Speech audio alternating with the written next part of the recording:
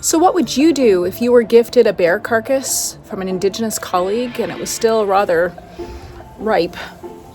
Ask your friends and facilities to help you bury it on campus, of course.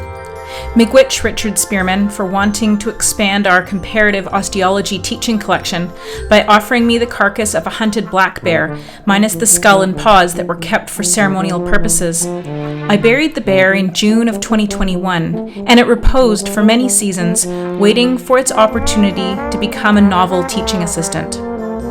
In 2022, the location was used for a GPR demonstration to showcase the use of this technology to identify anomalies beneath the ground surface.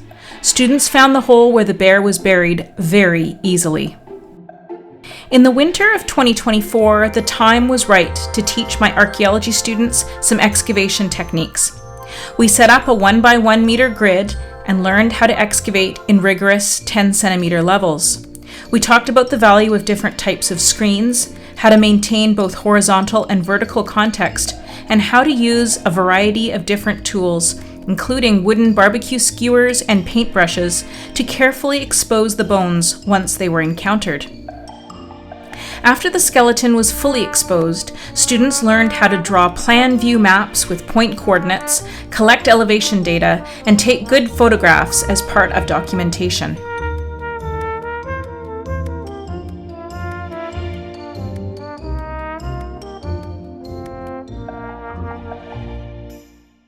Valuing and respecting Indigenous ways of knowing and being are key parts of teaching and learning, particularly as archaeologists grapple with the often dark history and legacy of the discipline.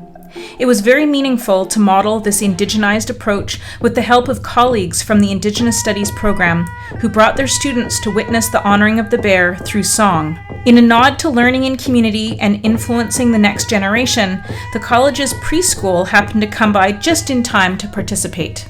Cultural protocols generally require remains to return to the earth to feed the ecosystem.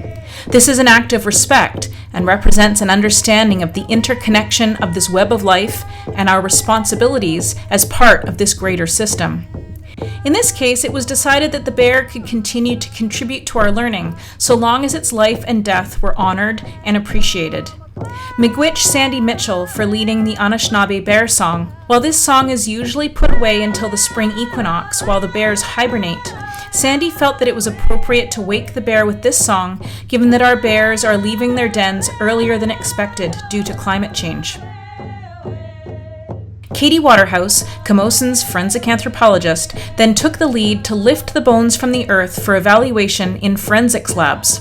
We carefully removed each element to retrieve the often very small, unfused epiphyses that indicate that this bear was a juvenile.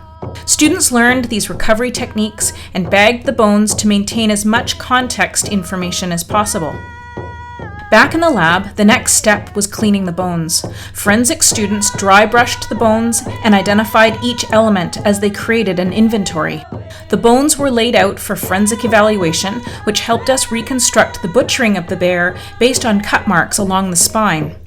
Laying it out in anatomical position like this made it look eerily human, a reminder that in many Indigenous cultures, humans and bears share a close kinship.